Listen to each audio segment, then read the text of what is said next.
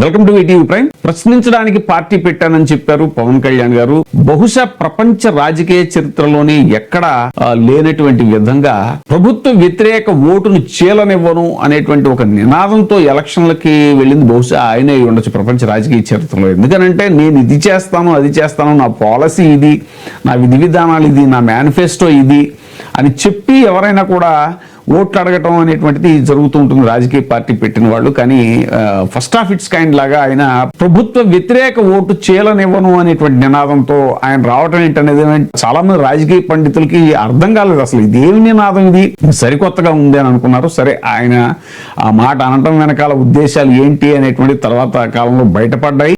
So ఆయన అనుకున్నట్టు జగన్మోహన్ రెడ్డి గారిని ఓడించడమే లక్ష్యంగా ఆయన పార్టీ పెట్టారని అర్థమైపోయింది. తెలుగుదేశం పార్టీ మీద ఇన్ని తీవ్రమైనటువంటి విమర్శలు చేసి వాళ్ళ పాలసీలు ఎండగట్టి ఎన్నో రకాలుగా ఇది చేసిన మనిషి చాలా కన్వీనియంట్ గా ఇప్పుడు వాళ్ళతో కలిసిపోయి చంద్రబాబు నాయుడు గారి లాంటి నాయకుడు లేడు అన్నట్టుగా మరో 15 ఏళ్ల పాటు ఆయనే కొనసాగాలి కండిషనల్ గా ప్రకటిస్తున్నట్టుగా ఇలా పదే పదే ఆయన వ్యాఖ్యానాలు చేయటం అనేటువంటిది కూడా చాలా మందిని ఆశ్చర్యపరిచేటువంటి విషయం. ఇప్పుడు దానికి తగ్గట్టుగానే కూడా ఆయన యొక్క చర్యలు కూడా అలాగే ఉన్నాయి. ఎందుకు అనంటే పార్టీ ఎమ్మెల్యే అతనికి విప్పు కూడా ఇచ్చారంట. మరి అలాంటి వ్యక్తి ఒక తీవ్రమైనటువంటి ఆరోపణలు ఎదుర్కొంటున్నాడు. బాధితురాలు స్వయంగా బయటకు వచ్చి మాట్లాడినటువంటి పరిస్థితి. మరి ఎందుకు ఈ విషయం మీద పవన్ కళ్యాణ్ గారు నోరు మెదపరు అనేటువంటిది జరుగుతున్నటువంటి విషయం. ఇదే కాదు, ఆయన చాలా విషయాల మీద మాట్లాడట్లేదు. అసలు తిరుమల లడ్డు వివాదం అయితే, అదే లడ్డులో వాడిన నెయ్యి, కల్తీ నెయ్యి వివాదం గురించి ఎన్నెన్ని మాటలు అన్నారు. ముఖ్యమంత్రి చంద్రబాబు నాయుడు గారేమో అసలు పక్క జంతు కొవ్వు కలిసింది అని అంటే దానికి వంత పాడుతూ ఈయన జంతు కొవ్వు కలిపినటువంటి లడ్డూల్ని అయోధ్య కూడా పంపించారు అనేటువంటిది మాట్లాడటం కానీ, నేను ప్రాయశ్చిత్త దీక్ష చేస్తున్నాను అంటూ వారాహి డిక్లరేషన్ అంటూ రకరకాల వేషాలు వేసి అయ్యో గుడి మెట్లు కడిగి అవి కూడా రివర్స్ లో కడిగి రకరకాలుగా సనాతన ధర్మం అంటూ నానా ప్రలాపంలో పేలినటువంటి ఆయన ఇప్పుడు తాజాగా సిబిఐ ఆధ్వర్యంలో నిర్వహించిన సిట్ ఏదైతే ఉందో అది పక్కాగా ఫైనల్ ఛార్జ్ షీట్ లో అసలు జంతు కొవ్వు కలిసినటువంటి ఇదే లేదు, ఆధారమే లేదు అని కోర్టుకు సబ్మిట్ చేసిన నేపథ్యంలో మరి అంత పెద్ద సంచలనమైనటువంటి వార్తని ఏదైతే వాళ్ళు డ్యామేజింగ్ గా మాట్లాడారో, ఆ రోజున భక్తుల మనోభావాలను తీవ్రంగా గాయపరిచారో, ఎంతో మంది ప్రాయశ్చిత్తం కూడా చేసుకున్నారట. అయ్యో ఇలాంటి ప్రసాదం మనం తినేసామా అని. మరి అలాంటి దారుణమైనటువంటి వ్యాఖ్యలు చేసినటువంటి పవన్ కళ్యాణ్ ఈ రోజు వచ్చి పత్రికా ముఖంగా అందరికీ క్షమాపణ చెప్పటము ఏమీ లేదు, అసలు దాని మీద ఒక ఖండన లేదు, ఏమీ లేదు. చాలా కన్వీనియంట్ గా అసలు ఏమీ జరగనట్టే తమ సైడ్ నుంచి ఏమీ ప్రకటనలు చేయనట్టుగానే ఆయన సైలెంట్ గా ఉండటం. ఇప్పుడు తాజాగా ఆయన ప్రజాప్రతినిధి అరవశ్రీధర్ మీద వచ్చినటువంటి ఆరోపణల గురించి కూడా ఒక మీడియా పర్సన్ అడుగుతున్న ప్రశ్న అడిగితే, మీ ఎమ్మెల్యే అలా చేసేటట్టు కదా అంటే దానికి ఏమీ సమాధానం చెప్పకుండా కొర్ర చూస్తూ ఆ మీడియా పర్సన్ ని వెళ్ళిపోవడం, అక్కడి నుంచి కారుకి వెళ్ళిపోవటం, ఇవన్నీ దేనికి సంకేతం?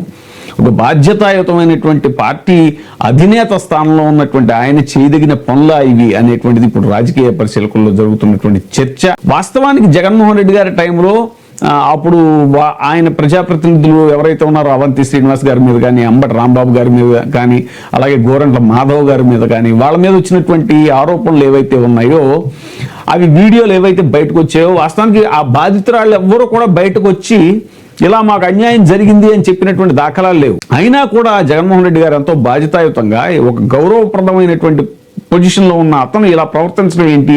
కేవలం ఒక ఆడియో ఆధారం అప్పుడేమీ ఎస్కేప్ అయ్యే ఇది కూడా చేయలేదు వాళ్ళు.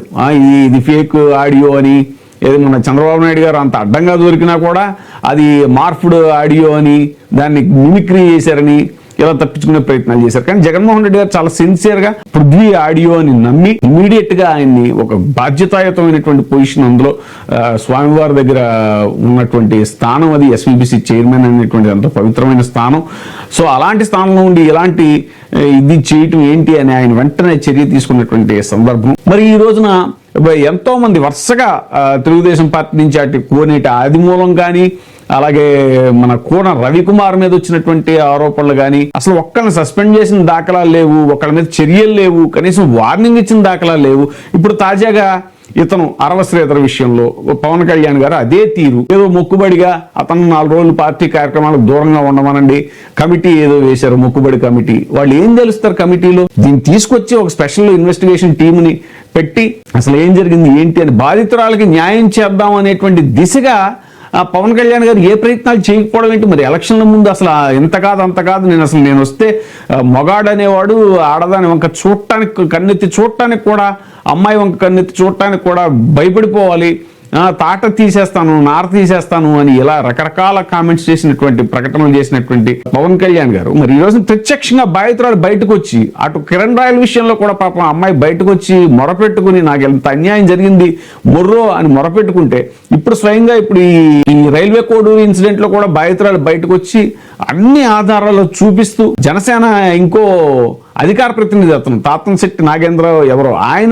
ఆయన కూడా అవునమ్మా నువ్వు చెప్పింది కరెక్టే, ఇతని గురించి ఇంకా దారుణమైనటువంటి విషయాలు కూడా నాకు తెలుసు అని ఆయన కూడా చెప్పడం, మరి ఇంత క్లియర్ గా కేసు ఉంటే, పైగా ఏంటంటే ఇప్పుడు అతను అసలు టీడీపీ మనిషి, అరవ శ్రీధర్ లాస్ట్ మినిట్ లో జనసేనలోకి వచ్చాడు అనేటువంటిది ఒక చర్చ జరుగుతుంది. సో ఇలాంటి పరిస్థితుల్లో తన పార్టీ మీద ఇంత డ్యామేజ్ జరుగుతున్నా కూడా మరి ఎందుకు బాధ్యతాయుతంగా ఒక యాక్షన్ కి దిగట్లేదు పవన్ కళ్యాణ్ గారు అనేటువంటిది ఇప్పుడు జరుగుతున్న చర్చ. మరి ఆయన మీద వస్తున్న ఒత్తిళ్లు ఏంటి? 100% స్ట్రైక్ రేట్ అన్నారు, ఇంకోటి అన్నారు.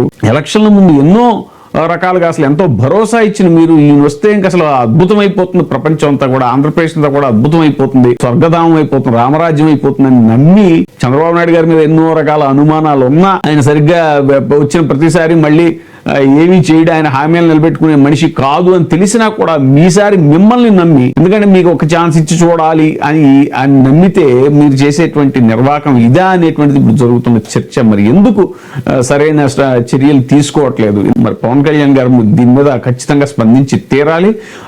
బాధ్యతాయుతంగా అసలు ముందు ఫలానా జరిగింది, దీని మీద ఎంక్వైరీ వేస్తున్నాం, ఇది చేస్తాం, దీని గురించి డీటెయిల్స్ తెలుసుకుని నేను మాట్లాడతాను అని కనీసం ఏదో ఒక సమాధానం చెప్పకుండా అసలు ఈ ప్రశ్న అడగటమే అనుచితం అన్నట్టుగా దొరికిపోయాము అనేటువంటి గిల్టీయా, మీడియా ప్రతినిధి అడిగినటువంటి ప్రశ్నకి సమాధానం చెప్పకుండా ఒక పలాయన వాదం అనుసరించడం ఏంటి అనేటువంటిది ఇప్పుడు జరుగుతున్న చర్చ. ఏదేమైనా సరే అరవ శ్రీధర్ విషయంలో చాలా గట్టిగా ఒక యాక్షన్ తీసుకోవాలి.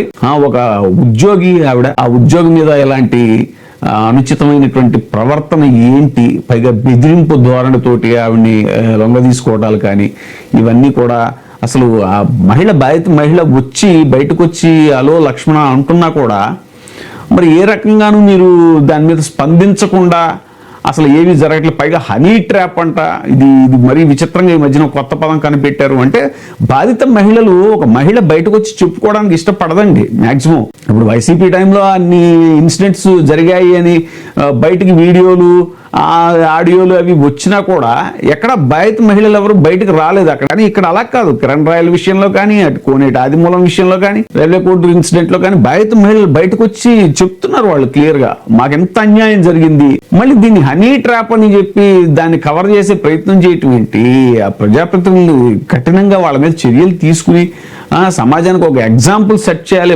ఇదిరా నిజంగా పవన్ కళ్యాణ్ గారు నిజంగా మిమ్మల్ని చాలా ఎక్స్పెక్ట్ చేశారండి పవన్ కళ్యాణ్ గారు. ఎందుకనంటే మీరు ఒక సినిమాలో హీరోయిజాన్ని, ఏదైతే హీరో వర్షిప్ ఏదైతే ఉంటుందో జనాలకి సినిమాల్లో మీ మీద, ఆ వర్షిప్ తోటి మీరు అదే విషయాన్ని అదే పాలిటిక్స్ లో కూడా అప్లై చేస్తారు, అదే హీరోయిజాన్ని పాలిటిక్స్ లో కూడా అప్లై చేస్తారు అని జనం నమ్మి మిమ్మల్ని ఓటేశారు. మీరేమో ఇలాగా సింపుల్గా ఏమీ జరగలేదన్నట్టు ఒక తప్పించుకునే ధోరణిలో ప్రవర్తించడం ఏంటి అనేటువంటిది ఇప్పుడు జరుగుతున్న చర్చ. ఏది ఏమైనా సరే అరవ శ్రీధర్ విషయంలో చాలా కఠినమైన చర్యలు ఉండాలి అనేటువంటిది ప్రతిపక్షాలే కాదు, ప్రజా సంఘాలే కాదు, మహిళా సంఘాలే కాదు, అందరూ ముక్త కంఠంతో ఇప్పుడు చూపులని వేళ్లన్నీ కూడా పవన్ కళ్యాణ్ వైపే ఉన్నాయి. మరి పవన్ కళ్యాణ్ గారు ఖచ్చితంగా స్పందించి తీరాలి దీని మీద ఇమ్మీడియట్ గా అనేటువంటిది జరుగుతున్న చర్చ.